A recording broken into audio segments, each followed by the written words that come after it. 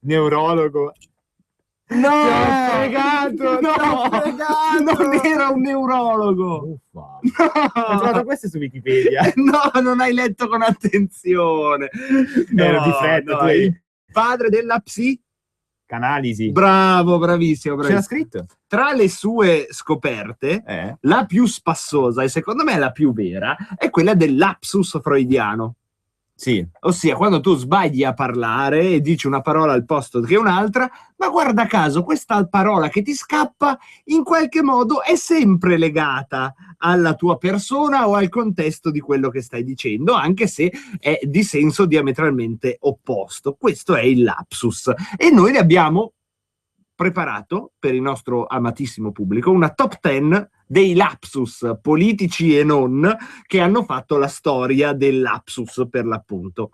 Ora io avrei bisogno, perché ormai mi monto la testa, come il David Letterman Show, di un spalla che sappia fare almeno il verso della batteria. Così io quando dico, facciamo la prova, number 10, no, solo un psh. Oh, perfetto, grande. Ok, allora incominciamo con la top 10 dei nostri lapsus freudiani. Number 10, lapsus di Ferrero, presidente della Sampdoria. Noi amiamo il carcere. Rispetto, vogliamo rispetto, perché noi portiamo rispetto. Amiamo il carcere, il calcio. Amiamo il carcere, lapsus di Ferrero, speriamo non sia profetico. È il nostro numero 10. Al numero 9 una cosa di casa nostra, la sega della Lega. Sky TG24, Matteo Salvini appena eletto segretario federale, si collegano con lui e gli dicono così. Ci sente?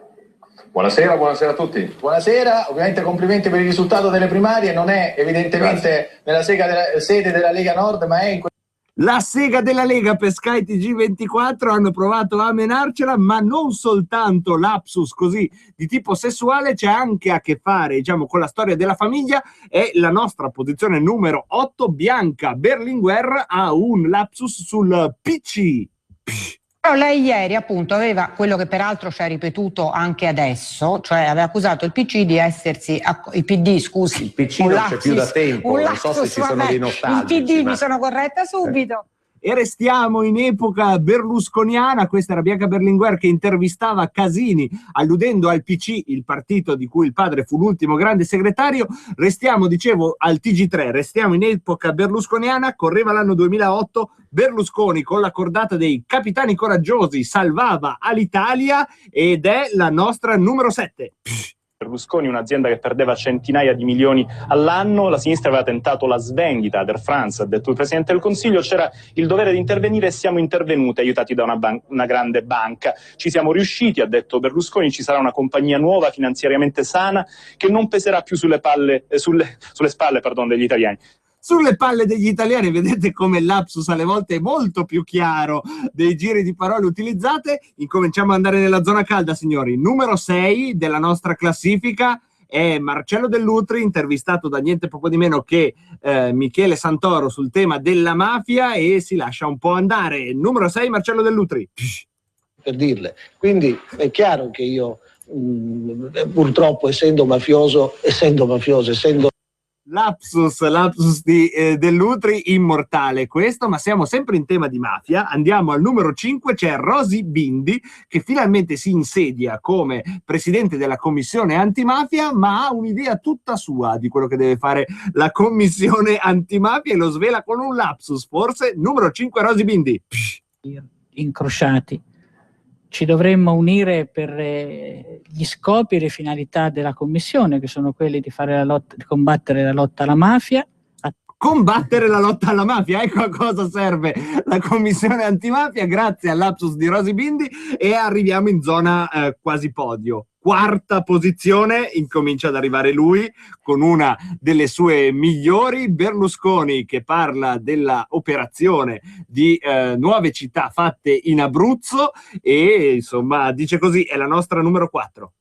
Abbiamo fatto la organizzazione del terremoto di Abruzzo, in 48 ore abbiamo messo sotto una copertura 122 tangentopoli organizzate, 122 tangentopoli organizzate. Sì, ci manca Silvio, perché i suoi lapsus erano davvero i migliori, questo sulle 122 tangentopoli, che denuncia anche un po', no, come i fantasmi del passato continuano a inseguirti anche ad anni e anni di distanza. Ma andiamo al podio, siamo sempre in argomento giustizia, sempre Berlusconi, il lapsus più famoso di Berlusconi, number 3. Bravissimo, più convinto però, perché adesso siamo al podio. Berlusconi, number 3. Sono in assoluto il maggiore perseguitato dalla magistratura di tutte le epoche, di tutta la storia degli uomini in tutto il mondo, perché ho subito più di 2500 udienze e ho la fortuna, avendo lavorato bene nel passato, avendo messo da parte un patrimonio importante, di aver potuto spendere più di 200 milioni di euro per consulenti e giudici. La persecuzione naturalmente e gli avvocati. Per consulenti e giudici, grande Silvio, davvero ci manchi. Siamo nella zona calda, number 2, Mario Monti. Essendo cambiate le condizioni ed essendoci in questo momento, e farò di tutto per mantenerlo vivo, un consenso più ampio, un clima meno conflittuale, una maggiore volontà di cooperazione tra le forze politiche e le forze sociali, credo che potremo andare più decisamente a fondo in senso buono, fino in fondo, scusate. E anche qui, insomma, provate a dare torto a Freud. Siamo arrivati alla numero 1, che riguarda niente poco di meno che Sua Maestà Matteo Renzi. Number 1. Che venga licenziato dalla pubblica amministrazione colui il quale non fa le cose che deve fare, partendo dai furti, perché oggi non si riesce a rubare, non si riesce a mandare via chi ruba, perché oggi non si riesce a rubare. E questa era la nostra top 10 sui lapsus freudiani, e noi ci consoliamo un po' con Bobby Solo e poi qualche minuto ancora con le linee aperte con voi.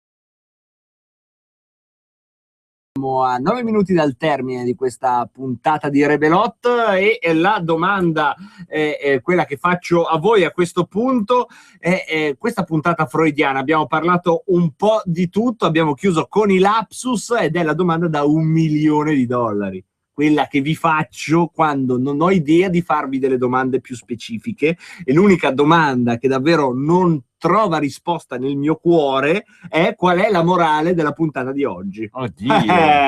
C'è una morale nella puntata più immorale di Rebelot, quella in cui abbiamo intervistato la transessuale trasversale Efe Balla, quella in cui abbiamo sentito telefonate come quella di Augusto, che nella primissima parte di Rebelot diceva viva le puttane, quella in cui abbiamo ospitato anche un dibattito tra consiglieri regionali uno del PD e uno della Lega per quanto riguarda le prossime elezioni in Veneto, è quella che abbiamo chiuso con la nostra top 10 sui lapsus.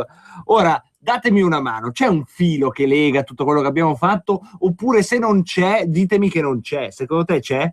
Ci può essere, però ci devo pensare. Tu come hai impegnato il tuo pomeriggio, Astolfo? Io ho fatto tante belle cose in giro, poi sono venuto qua, centralino, perché ricordiamo che il centralino qua in Bellerio è aperto, non so ancora per quanto tempo, ma per chiedere informazioni sul referendum della legge Merlin. Vogliamo dire il numero del centralino? 0266 234 234, è sempre il numero di Roma. Io il numero vero non l'ho ancora visto, però penso sia questo. È diciamo un numero 0266 che viene utilizzato 234 perché è facile 234. da ricordare. Più che altro perché l'avevo letto in giro così, è stato un numero di quelli che mi ricordavo.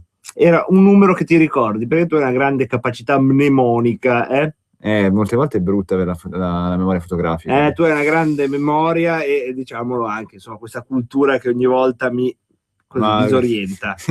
Mi disorienta e mi spiazza sempre, come spiazza i nostri ascoltatori, che sono talmente spiazzati che non sanno trovare, non riescono a trovare il filo rosso. Cioè, ci sarà una morale di questa puntata? Tu fai troppo. Ecco perché in piazza non mi stavano vicino. Perché io dicevo Radio Padania, vedevano l'orario, vedevano che eri tu. No, c'è il Pinti, no, solo mi fanno domande Grimaldi. troppo difficili.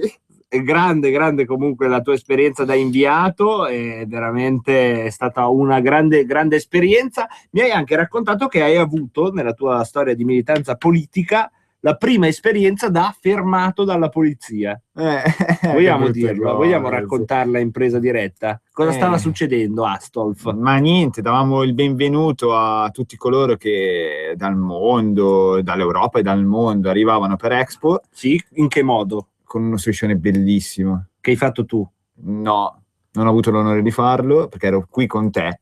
Eri qua con me. Mi va bene lo stesso. Dove ti maltratto, ti faccio fare il suono della batteria. Cosa terribile. E niente, ci hanno trovato facendo il giro di pattuglia e niente, però non ci hanno fatto principalmente niente. Lo striscione è visibile sulle pagine dell'MGP Milano, perché adesso con Facebook non c'è più bisogno che lo striscione rimanga come un tempo. Bastano 20 secondi la foto, se vuoi te lo tolgo direttamente, lo carico sul social, lo condivido, ormai della realtà ce ne frega. Invece una volta, quando eravamo giovani noi e si metteva lo striscione, prima di tutto si doveva mettere poco prima dell'alba, in modo tale che quando arrivavano le persone fisiche l'avrebbero visto almeno i primissimi pendolari, capito? Prima di Facebook, come andava il mondo. Già che mi dici capito, o no? Allora, grazie a Mario, che è l'unico che si è lanciato a dare un senso alla puntata, ha detto l'ambiguità.